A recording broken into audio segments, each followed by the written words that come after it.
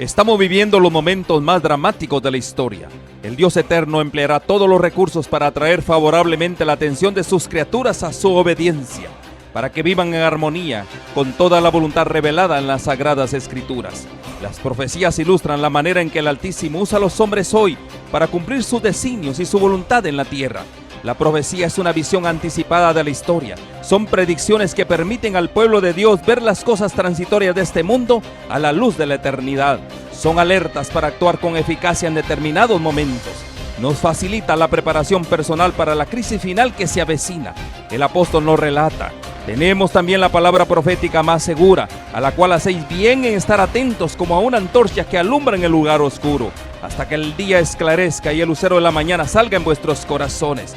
Y hoy, el Dios de los cielos quiere levantar a una generación que quiera vivir para Dios y que exponga los principios eternos de acuerdo con los cuales operan la sabiduría, el poder y su autoridad para el cumplimiento final de su propósito divino.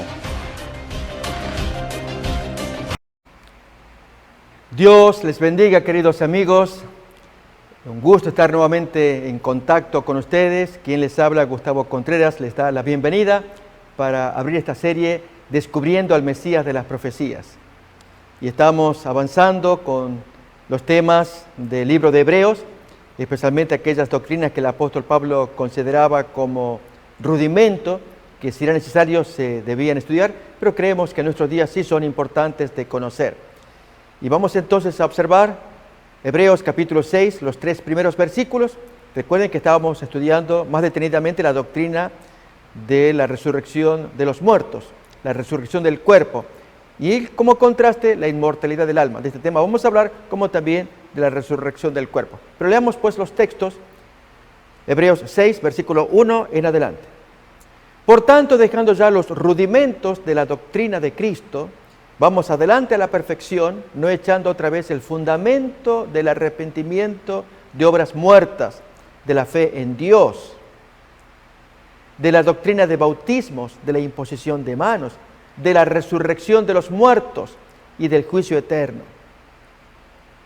Y esto haremos si Dios en verdad así lo permite. Al hablar, amigos, en el versículo 2 del punto, la doctrina de la resurrección de los muertos o de la resurrección del cuerpo, se hace inevitable conversar también sobre su opuesto, que es la inmortalidad del alma. Estas son enseñanzas incompatibles, son opuestas en sí mismos. Esta, la inmortalidad del alma, que procede del paganismo. Acordémonos que culturas paganas como la egipcia o aún la griega, y asimismo muchísimas culturas de la antigüedad, creían en semejante cosa, y es que el hombre supuestamente vivía en ultratumba después de fallecer. En tanto que la doctrina de la resurrección del cuerpo es una revelación bíblica. Jesús mismo dice que el hombre va a dormir. Recordemos que fue la expresión que usó el Señor Jesús para referirse a la suerte de Lázaro.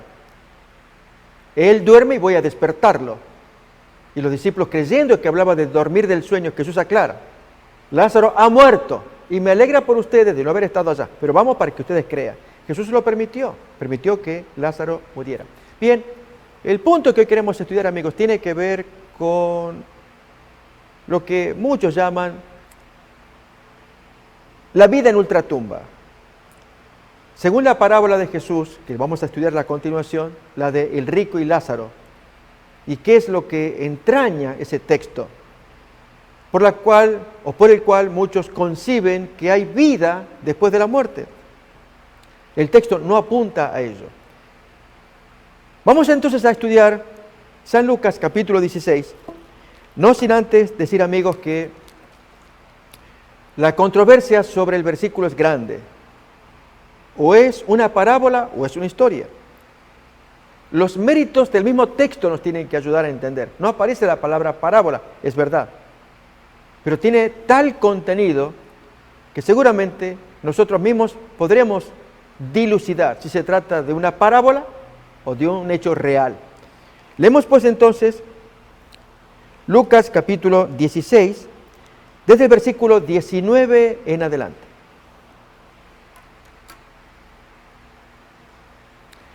Había un hombre rico que se vestía de púrpura y de lino fino y hacía cada día banquete con esplendidez. Había también un mendigo llamado Lázaro, que estaba echado a la puerta de aquel lleno de llagas y ansiaba saciarse de las migajas que caían de la mesa del rico, y aún los perros venían y le lamían las llagas. Aconteció que murió el mendigo y fue llevado por los ángeles al seno de Abraham. Y murió también el rico y fue sepultado. Amigos, la historia que estamos leyendo, o parábola, una u otra, hasta acá parece normal, de hecho lo es, pero lo que viene a continuación es muy llamativo. Va en contra de la creencia popular judía. El judío pues creía que los ricos heredaban automáticamente el cielo. Acuérdense, en Mateo 19 se nos cuenta que luego de la enseñanza dada al joven rico y que Jesús dijo, ante el rechazo del joven de aceptar el consejo de Jesús, vende todo lo que tienes y dalo a los pobres y tendrás tesoro en el cielo. Y el joven se fue triste porque tenía muchas posesiones. Luego Jesús dice, ¿cuán difícilmente entrará un rico en el cielo? ¿Nos acordamos? Mateo capítulo 19. La reacción de los discípulos. Entonces, es difícil salvarse. Nosotros que lo hemos dado todo, ¿qué tendremos? Recuerden, son las expresiones que campean en ese contexto. Bien, amigos, efectivamente, los discípulos creían que un rico recibía bendiciones en la tierra para heredar luego el cielo. Se le daba por anticipado el cielo acá en la tierra. Y ya luego lo heredaba normalmente. Y en el caso del pobre, a la inversa, si el pobre estaba enfermo, algún pecado debía tener. Acordémonos de Juan 9 y el joven nacido ciego. Maestro, ¿quién pecó? ¿Este o sus padres para que hayan nacido ciego? Daban por sentado que había un pecado de por medio, como castigo para que naciera ciego. Y si esto era evidente en la tierra, cuánto más al morir la persona, pues ya le esperaba el castigo final. Jesús invierte los términos.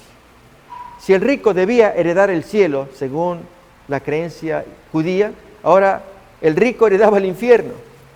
Y el pobre, que ya tenía como anticipado un castigo, ahora heredaba el cielo, nada menos que estar en el seno de Abraham. O sea, hizo una mezcla, como solemos decir cuando unimos los cables de la batería a una batería aquí de este vehículo que no está andando, no está respondiendo, y ponemos los cables, el rojo y el negro, allí en las respectivos bornes, en el positivo y negativo. Y ponemos luego el otro cable en la otra batería del vehículo que anda, y también respectivamente rojo y negro. En el caso de Jesús hizo una mezcla y salta el cortocircuito. ¿Qué es esto? ¿Qué significa? Que un rico se vaya al infierno y que un pobre nada menos esté que en el seno de Abraham. Bien, de eso trata la parábola, amigos, porque los contenidos muestran que es una parábola. Sigamos leyendo, vamos a ver. Entonces él, dando voces, decía, Padre Abraham, ten misericordia de mí y envía a Lázaro para que moje, noten acá, la punta de su dedo en agua y refresque mi lengua, porque estoy atormentado en esta llama. Amigos, ¿quién se refresca con una gota de agua en la punta del dedo, mojándolo en la lengua? Es ridículo. Eso muestra, entre varias cosas, que se trata de una parábola. Hay una lección moral que Jesús quiere traer usando elementos conocidos en ese tiempo. Era común entre los judíos creer en la vida en ultratumba. De hecho, Josefo cuenta ello al describir qué creían los fariseos y los saduceos. Los saduceos negaban estas cosas y los fariseos sí, afirmaban que había vida en ultratumba. Hablaban del alma también.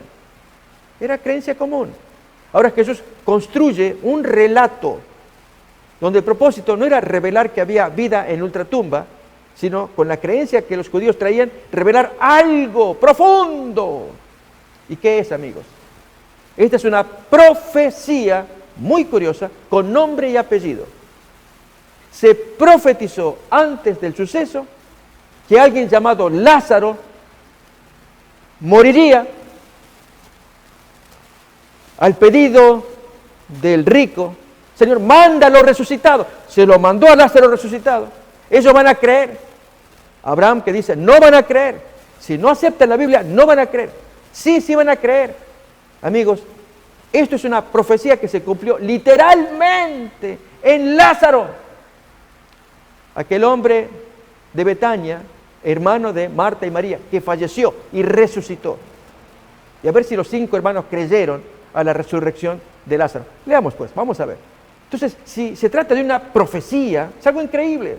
El Señor ya sabía que su amigo Lázaro, recuerden que es la forma en cómo se expresa en Juan 11, allí se habla de la historia, de la enfermedad mortal de Lázaro y de la amistad que se traían Lázaro, sus hermanas, con Jesús. Betania, que quedaba a pocos kilómetros de Jerusalén. Y Jesús, previendo todo ello, construye este relato. Amigos, ¿qué más prueba de divinidad podía recibir el pueblo de Dios, los judíos, con un maestro que lo conocía todo? Y sin embargo, el necio corazón rechaza toda luz que proceda del Cristo. Vamos a ver el desarrollo y desenlace de esta historia. Miremos. Pero Abraham le dice, hijo, acuérdate que recibiste tus bienes en tu vida y Lázaro también males.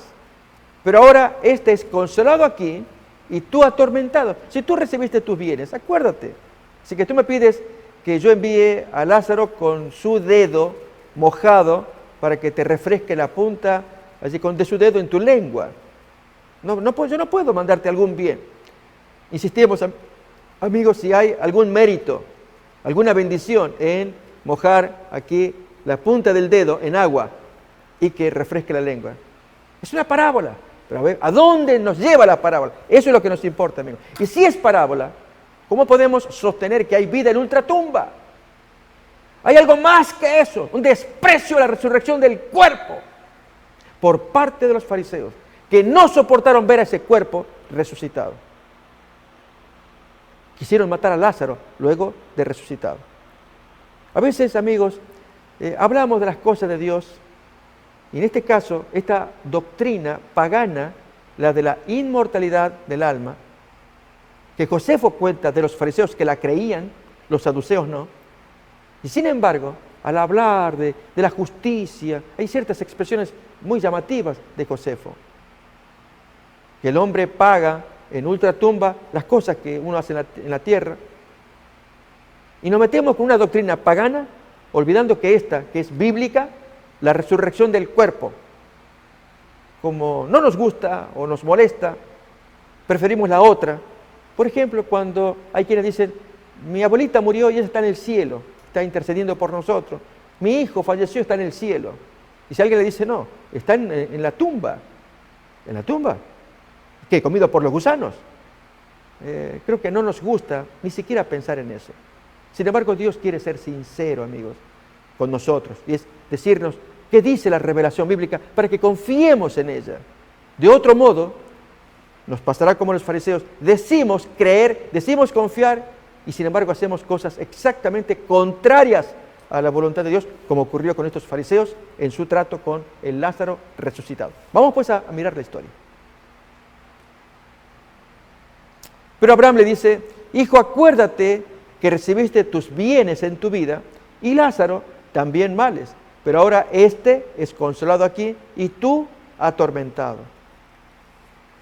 Además de todo esto, una gran cima está puesta entre nosotros y vosotros, de manera que los que quisieren pasar de aquí a vosotros, como Lázaro, no pueden, ni de allá, algunos del infierno, venirse para acá. No se puede. Entonces le dice el rico quemándose, te ruego pues, Padre, que lo envíes a la casa de mi padre, a mi familia, porque tengo 5 hermanos, fariseos, saduceos, lo que queramos decir, eran israelitas, para que les testifique a fin de que no vengan ellos también a este lugar de tormento. Y bien que Abraham puede decir, ¿estás seguro de lo que estás pidiendo? Que yo lo mande para testificar, si le pueden matar. Entonces Abraham dice, a Moisés y a los profetas tienen, óiganlos. Tienen la Biblia. A lo que el hombre en su tormento responde, no, padre Abraham, que si alguno fuere de ellos, de entre los muertos, se arrepentirán, te lo prometo.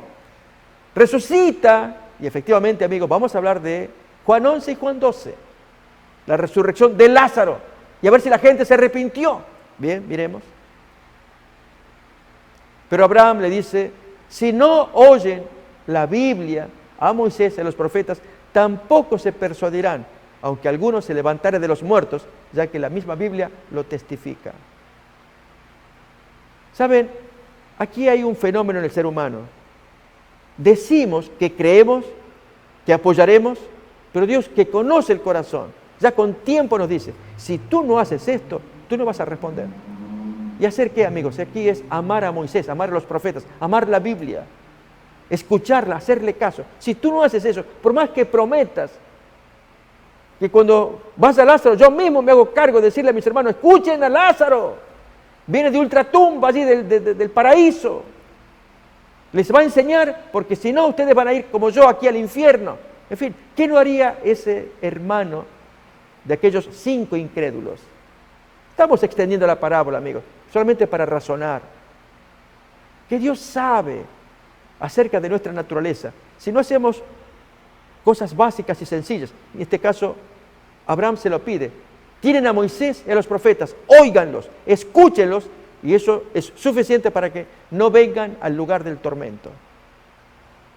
Bien, amigos, saquemos algunas conclusiones de este relato que estamos escuchando. Estamos afirmando que se trata de una parábola, ya hemos dicho algunos elementos. Es imposible que, si es una historia real, que se trate de un pedido, que se moja la punta del dedo en agua, allí refresca la lengua y por lo menos queda satisfecho. No. Creemos que el relato más importante es el diálogo entre Abraham y el hombre que se está quemando en el fuego.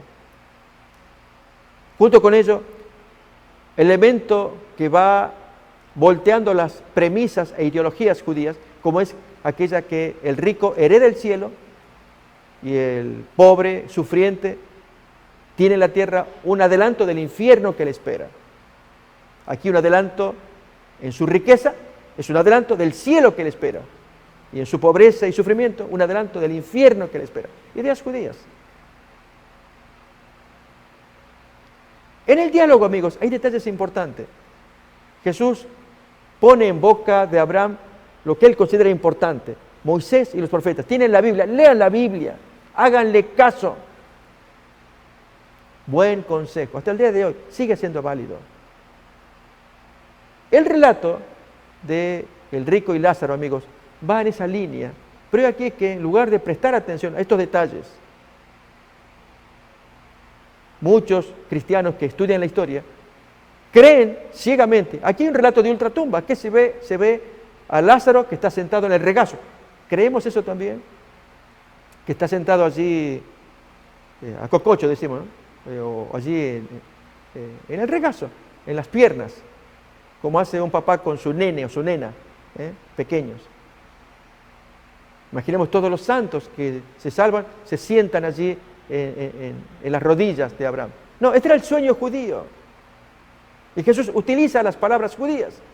No dice ello cuando, hablando de los justos, ustedes van a ver cuando en el cielo estén Abraham, Isaac y Jacob,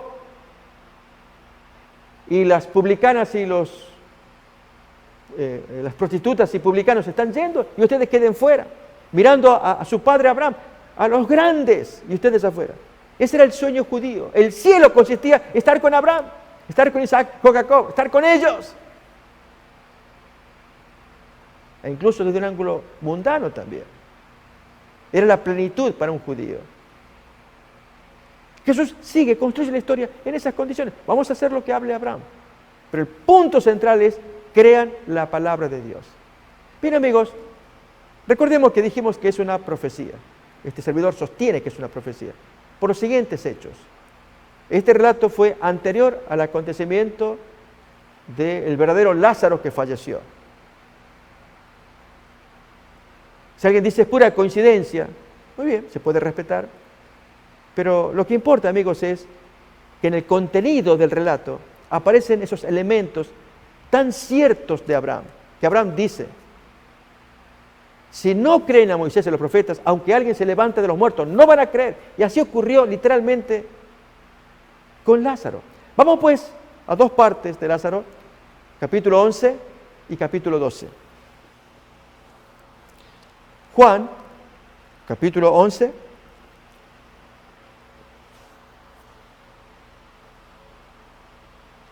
Versículo 38 en adelante, momentos previos a la resurrección de Lázaro. Jesús, profundamente conmovido, otra vez vino al sepulcro. Era una cueva y tenía una piedra puesta encima. Dijo Jesús, quitad la piedra. Marta, la hermana del que había muerto, dijo, Señor, hiede ya, porque es de 4 días. Jesús dice, ¿no te he dicho que si crees verás la gloria de Dios? Entonces quitaron la piedra de donde había sido puesto el muerto.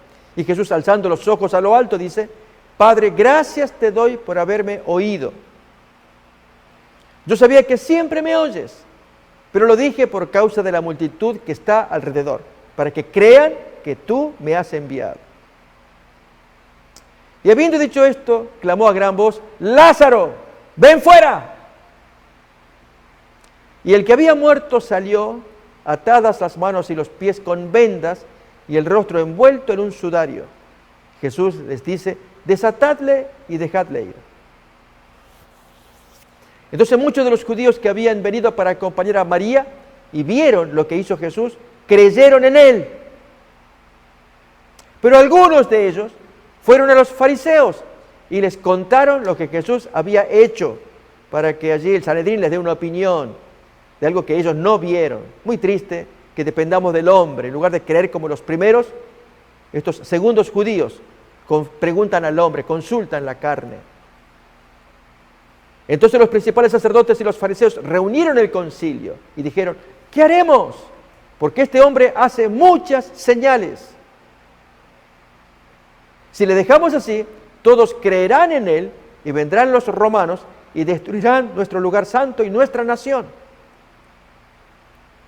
Entonces Caifás, uno de ellos, sumo sacerdote aquel año, les dice, vosotros no sabéis nada, ni pensáis que nos conviene que un hombre muera por el pueblo y no que toda la nación perezca. Esto no lo dijo por sí mismo, sino que como era el sumo sacerdote aquel año, profetizó que Jesús había de morir por la nación. Y no solamente por la nación, sino también para congregar en uno a los hijos de Dios que estaban dispersos. Así que desde aquel día acordaron matarlo. Noten, acuérdense del relato de el rico en el infierno y de Abraham en el paraíso, teniendo allí a Lázaro. Cuando el hombre le pide, envíalo a testificar. Y Abraham dice, tiene la Biblia.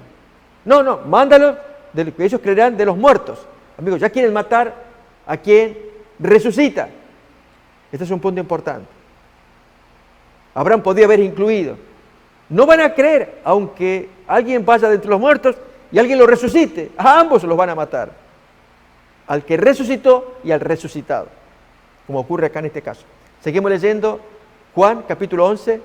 ¿En qué termina este tema de acordar matar a Jesús por causa de la resurrección de alguien llamado Lázaro? Por tanto, Jesús ya no andaba abiertamente entre los judíos, sino que se alejó de allí a la región contigua al desierto, a una ciudad llamada Efraín, y se quedó allí con sus discípulos. Vamos ahora al capítulo 12 de San Juan. Vamos a leer del versículo 7 en adelante. Entonces Jesús dice, ¿recuerdan aquel evento de la mujer que unge a Jesús sus pies? Eso fue días posteriores en la casa de Simón, un vecino también oriundo de Betania, de donde eran María, Marta y Lázaro. Así que eran vecinos allí. Y esta María de Betania, la que ungió los pies de Jesús, es la hermana también de Lázaro. Miremos cómo sigue la historia. Entonces Jesús dice, déjala, para el día de mi sepultura ha guardado esto. La crítica porque había hecho el despilfarro, supuesto despilfarro de gastar ese mucho perfume cuando se lo podía haber vendido por denarios y ganar dinero para la misión. Porque a los pobres siempre los tendréis con vosotros, pero a mí no siempre me tendréis. Gran multitud de los judíos supieron entonces que él estaba allí y vinieron, no solamente por causa de Jesús, sino también para ver a Lázaro, a quien había resucitado de los muertos. Ahora sí, a ver, Lázaro, ponte a enseñarles a los judíos, según el pariente que está en el infierno. Testifícales para que no vayan al tormento. Recuerda el pedido. Lázaro, te tienes que acordar tú. Predícales. Abraham le había dicho al rico, tienen la Biblia. El rico pidió, no, que vaya uno de entre los muertos. O sea, mándalo a Lázaro. Bien, acá está. A ver, ¿qué haría? Veamos. Pero los principales sacerdotes acordaron dar muerte también a Lázaro. Porque a causa de él, muchos de los judíos se apartaban y creían en Jesús. ¿Entendemos, amigos? Se cumplió la palabra de Abraham. Por más que mande a alguien de los muertos, no creerán. Si no creen a Moisés y a los profetas, no creerán si alguien se levanta de los muertos. Palabras de Jesús puestas en los labios de Abraham. Bien, amigos, esto nos muestra que Jesús tenía razón. ¿Dónde queda entonces esta noción de vida en ultratumba? Es un relato que se construye para enseñar algo moral profundo. Por eso decimos una profecía con detalles tan especiales. Quisieron matar a Lázaro, así que no funciona lo que el hombre pidió, que desde su castigo en el infierno mande a alguien resucitado. Para que, amigos, esto nos quede claro, quiero traer una segunda historia parecida y similar. Y es que Dios hace hablar a los muertos, no que los muertos hablen. Esto lo vamos a mirar primeramente en el Génesis. Dios no tiene problemas de hacer hablar a los muertos para enseñar la lección. Esto aparece en Génesis, capítulo 4.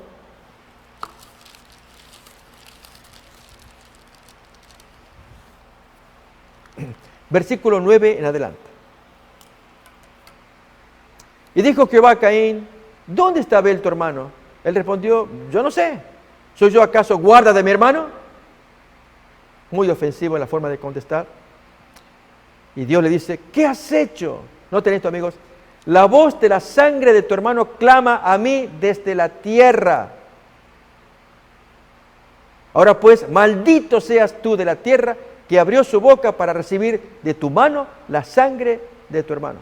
Pregunto, queridos amigos y hermanos, ¿será que Abel está en ultratumba clamando venganza? No, la Biblia no enseña eso. Que Dios hace hablar o pone un mensaje como que es Abel el que está hablando. Es obvio. El muerto no puede hablar, pero Dios sí va a reclamar en nombre del muerto venganza. En nombre del muerto justicia, que lo pague. Por eso se expresa de esa manera. E incluso sabiéndolo Dios pregunta, ¿dónde está Abel tu hermano? Dios ya lo sabía. ¿Qué me importa? ¿Acaso soy guarda de mi hermano? Mira, Abel está clamando venganza. No, amigos. La sangre de Abel clama venganza porque la tierra abrió su boca para tragar la sangre. Y la sangre fue dada como señal de vida. Miren cómo lo va a expresar Génesis, capítulo 9, versículo 4. Pero carne con su vida, que es su sangre, no comeréis. Noten, la sangre llega a ser la vida, el alma, la palabra hebrea usada allí es nefesh, que significa alma. Carne con su nefesh, carne con su vida, no comeréis, porque eso es la sangre. Entonces, la sangre para Dios es la constitución del ser vivo. Se derramó la sangre, se le fue el alma y la tierra se lo tragó. Pero no un alma que se mueve por sí misma, descarnada, que flota, un alma que piensa. No, no. La vida misma se fue en la sangre derramada. Para que nos quede claro, amigos, esta historia, vamos a ir a otro relato, el que aparece en Apocalipsis, similar al de Abel.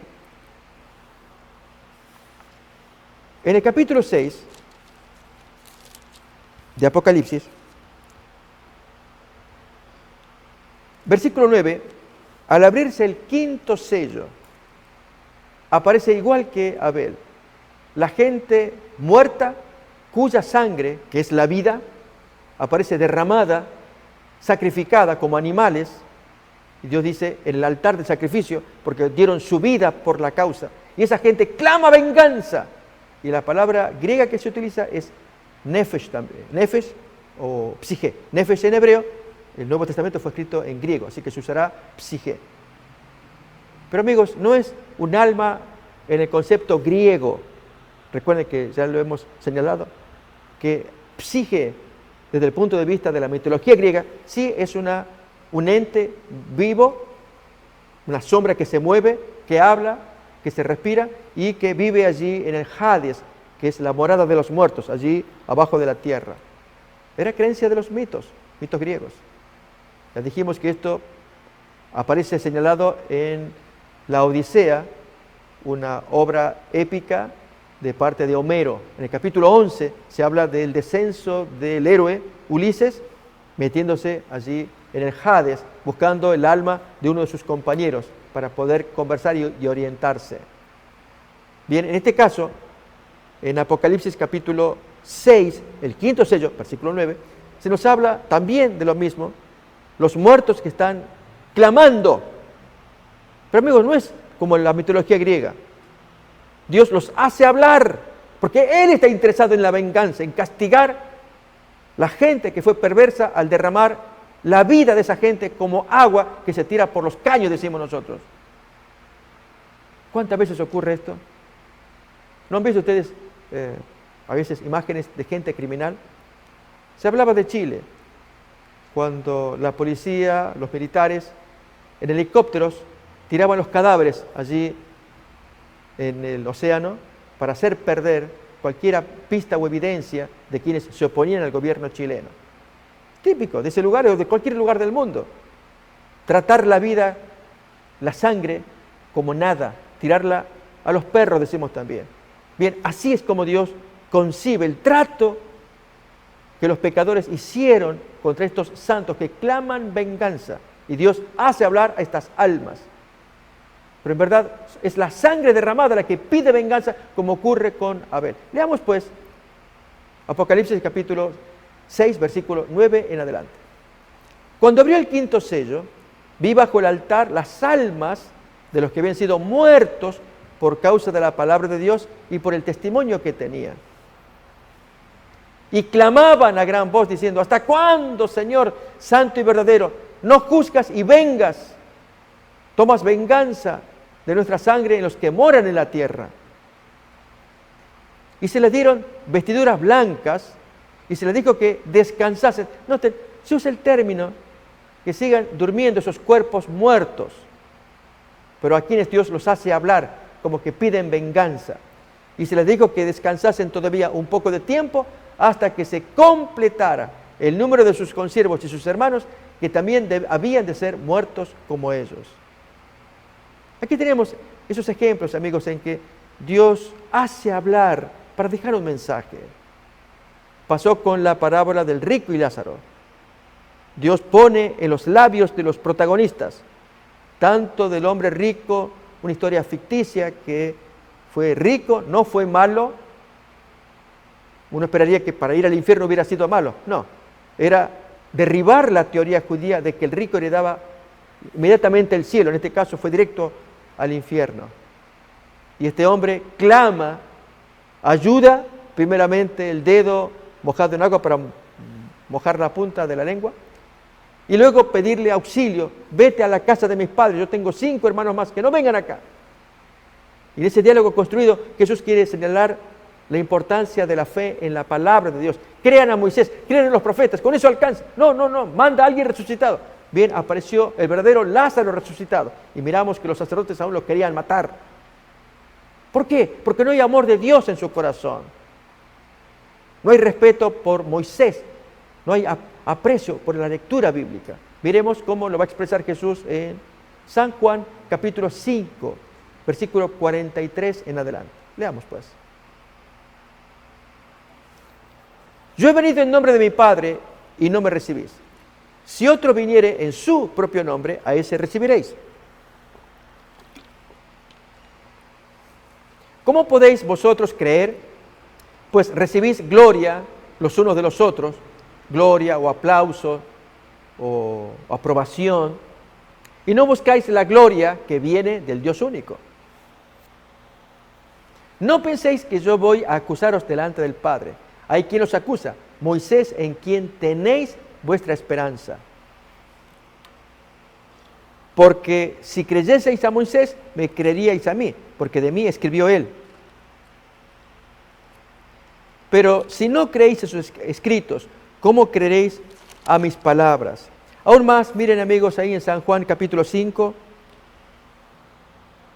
versículo 42.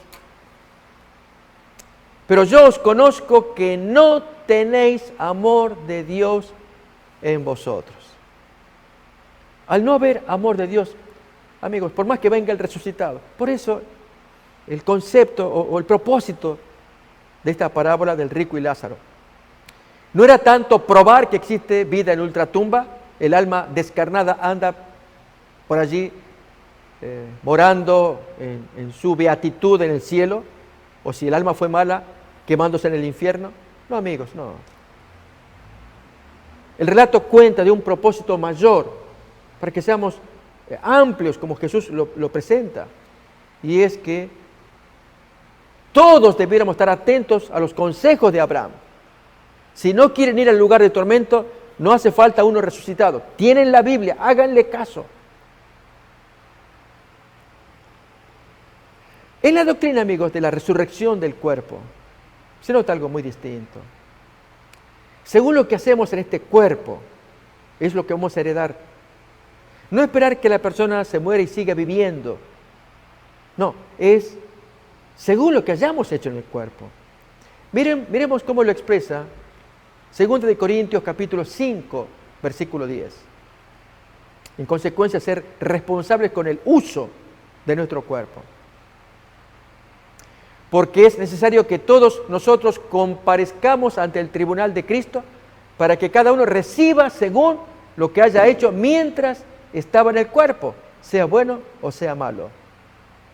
Esta es la razón de ser de por qué esta doctrina de la resurrección del cuerpo es más importante, más certera que esta noción hasta de escape, una noción en la que uno escapa fácilmente. Porque acá se nos enseña todo lo que hagamos con el cuerpo, amigos, tenemos que dar cuenta. Acá es distinto. ¿Saben cómo? Hay personas que enseñan que no importa lo que uno haga con el cuerpo, lo que importa es lo que hay en la cabeza. Somos tan débiles, proclives al mal, que Dios va a entender. Lo que Dios quiere ver qué hacemos con nuestras creencias. No, amigos. La creencia, la mente, la cabeza que tenemos acá, se asienta sobre un cuerpo. Y según lo que hacemos con el cuerpo, la mente se fortalece o no. Una persona que es alcohólica, viciosa, drogas, sexo, etc., y que le atribuye importancia al espíritu, pero no importa lo que hagamos con el cuerpo. Ese comportamiento tan descuidado del cuerpo hace que su mente no esté a la altura de la pretensión que Dios quiere para la persona. De allí la importancia de darle al cuerpo lo que Dios quiere para él. Atención. Voy a invitarles a que me acompañen a mirar en la primera carta a los Corintios,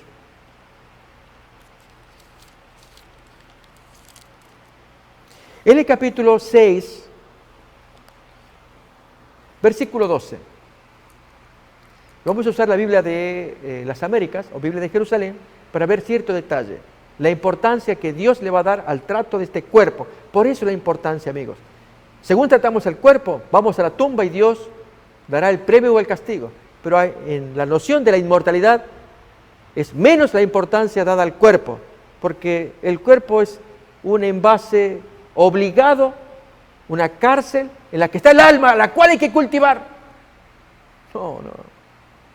Cuando actuamos de esa manera, descuidamos el cuerpo y nos permitimos licencias corporales, porque lo que importa es el alma. No, amigos. Leamos pues entonces 1 Corintios capítulo 6, versículo 12 en adelante.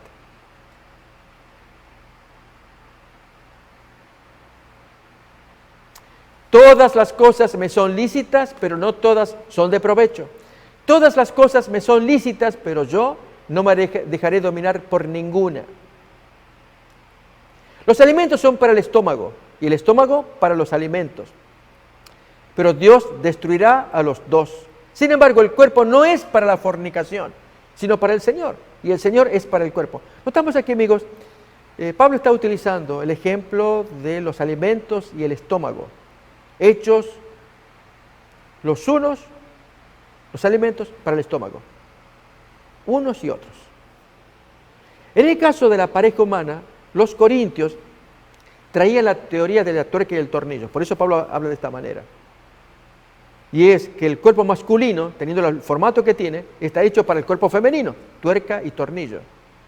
Y Pablo dice, no, tu cuerpo no es para eso, tu cuerpo es para el Señor. Para exaltar, amigos, y esto lo queremos mirar en Pablo, la noción de que Dios mira el cuerpo como un don de Dios, no el alma. Reiteramos, el alma es el medio por el cual el hombre se escapa de su responsabilidad corporal.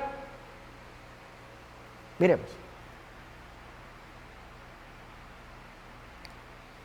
Versículo 14. Y Dios que resucitó al Señor, también nos resucitará a nosotros mediante su poder.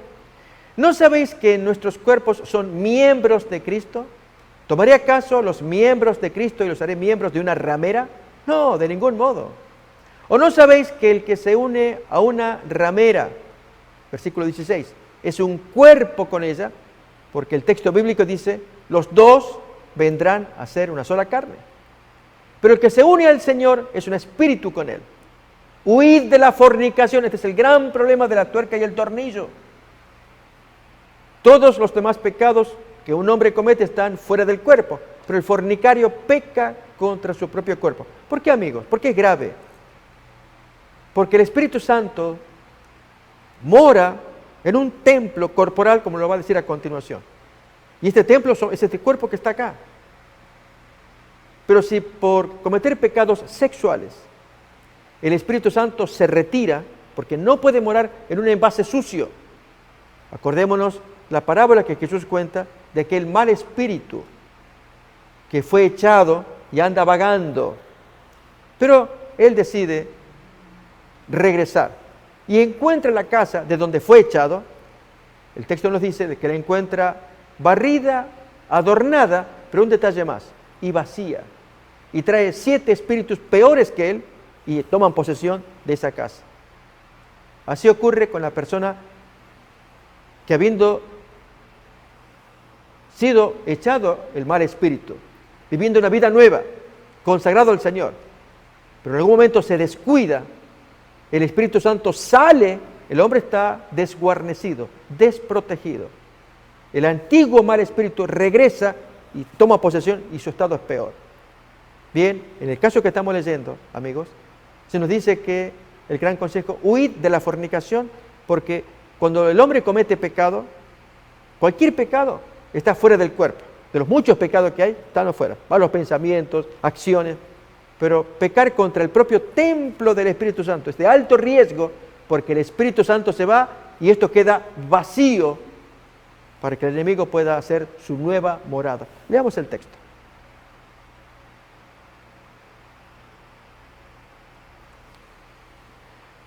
Versículo 18. Huid de la fornicación.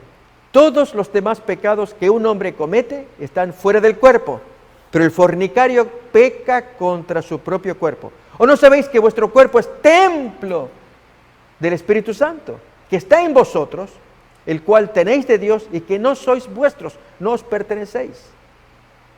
Pues por precio habéis sido comprados, versículo 20. Por tanto, glorificad a Dios en vuestro cuerpo y en vuestro espíritu, los cuales son de Dios. Y aquí, amigos, hacemos una salvedad. Estamos leyendo la Biblia de las Américas, pero no logra acertar, y este es un detalle que queremos traer, porque el texto original no trae la palabra espíritu. Así que vamos a buscar la Biblia de Jerusalén para leer el mismo versículo 20. El apóstol Pablo le da importancia al cuerpo, no al espíritu. La palabra "y en vuestro espíritu" del versículo 20 está ausente en los mejores manuscritos griegos, lo que da a entender que Pablo está pensando en el cuerpo. Esto es darle el debido cuidado, la debida atención al cuerpo, que es de gran valor a la vista de Dios. Y especialmente en Corinto, donde había un centro portuario, famosísimo en la antigüedad por su corrupción. Estrabón es un geógrafo anterior a Jesús. Él escribió, habiendo visitado a Corinto, él dijo: no es para cualquier marinero un viaje a Corinto. Porque el marinero llega al puerto y se caracteriza por llegarse a las muchachas y las corrompe, etc. Pero acá es al revés. Llega el marinero, no es para cualquier viaje, o para cualquier marinero un viaje a Corinto, porque llega allí y el mismo marinero es corrompido. Así que esta es la famosa frase que caracteriza a Corinto. No es para cualquier marinero un viaje a Corinto. Es un centro de corrupción, corrompe a cualquiera, hasta el más corrupto sale peor yendo a Corinto. Es lo que Estrabón quiso decir. Bien, amigos, miremos, esta es la versión de la Biblia de Jerusalén. Estamos en el capítulo 6, versículo 20, que es el que nos importa ahora. Podemos leer el 19 y 20, ahora se va a poner en pantalla para ver entonces, ahí lo tenemos. Leemos 18 también para ver el contexto. Huid de la fornicación. Todo pecado que comete el hombre queda fuera de su cuerpo, pero el que fornica peca contra su propio cuerpo. ¿O no sabéis que vuestro cuerpo es santuario del Espíritu Santo, que está en vosotros y que habéis recibido de Dios y que no os pertenecéis? No sois vuestros, no sois vosotros los dueños. Eso es algo que le pertenece a Dios, el cuerpo. Devuélvanle el cuerpo, no el espíritu. El espíritu, claro que sí, pero Pablo le da importancia al cuerpo. ¿Cómo debiéramos dárselo nosotros también? No al alma. El alma es un medio para que el hombre descuide el cuerpo y le dé importancia al alma. Ya vamos a mirar un texto al respecto. Ahora, 6:20. Habéis sido comprados. Glorificad, por tanto, a Dios en vuestro cuerpo. Punto. Así trae el griego original, los mejores manuscritos, muy cortito, y la Biblia de Jerusalén lo traduce adecuadamente. Quiero invitarles, amigos, a que miren lo que es distraer la atención, para que vayamos razonando la diferencia que hay entre la doctrina de la inmortalidad del alma y la resurrección del cuerpo. En la Biblia se le va a dar tanta importancia a este tema del cuerpo, lo acabamos de ver, en que Dios nos enseña que tendremos que dar cuenta de lo que hemos hecho estando en el cuerpo. Por lo tanto, lo que hemos comido, lo que hemos tocado, lo que hemos olido, lo que hemos visto, lo que hemos oído, lo que hemos gustado, etc. Todas las acciones que provienen de las 5 avenidas del alma, los 5 sentidos.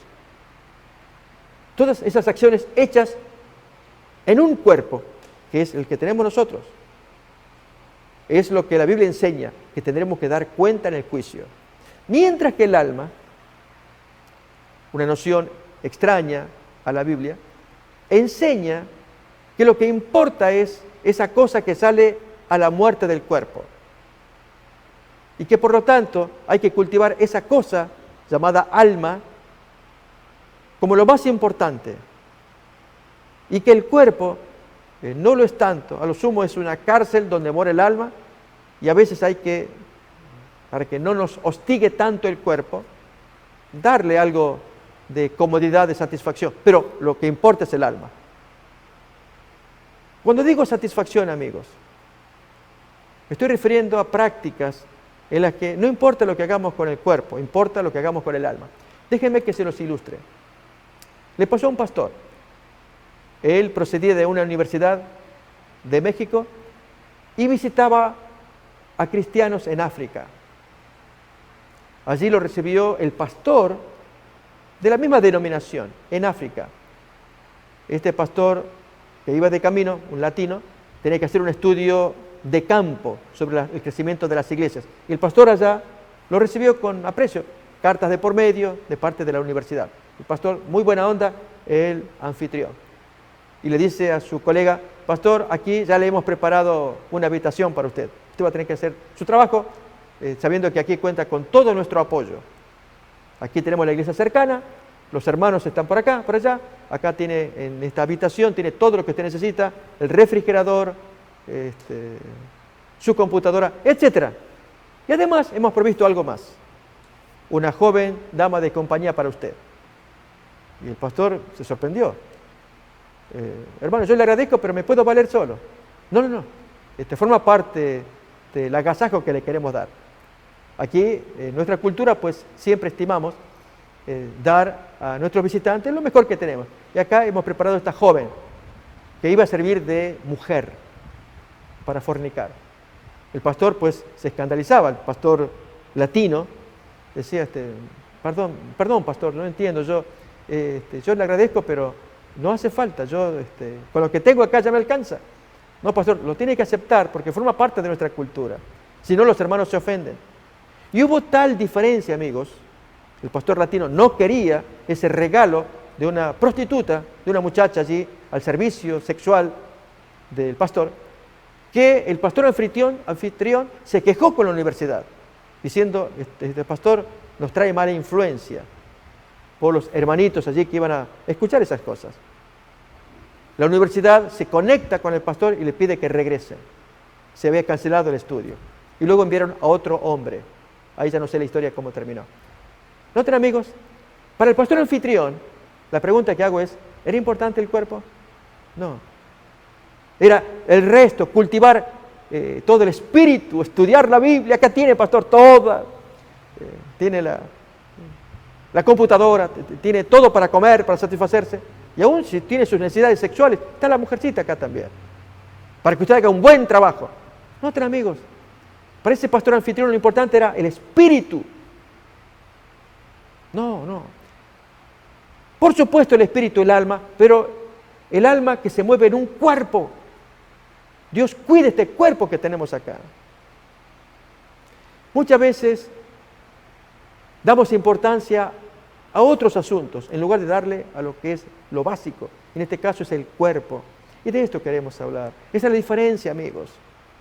Quienes enfatizan el alma, descuidan el cuerpo, se les nota.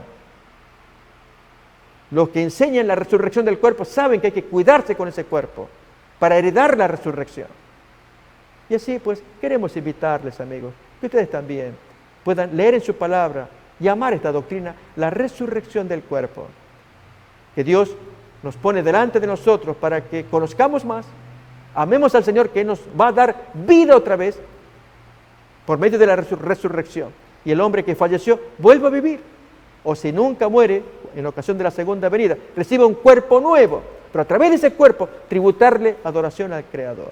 Y esta noción cada vez tiene que ser desenmascarada como antibíblica y que Dios no la puede aceptar. Amigos, deseamos que Dios les guarde, los bendiga. Gracias por acompañarnos, que el Señor more con ustedes y seguiremos estudiando más en la siguiente emisión sobre estas doctrinas, fundamentos o rudimentos, dice el apóstol Pablo en Hebreos capítulo 6, versículos 1 y 2. Que Dios les bendiga, nos miramos en la siguiente emisión. Amén.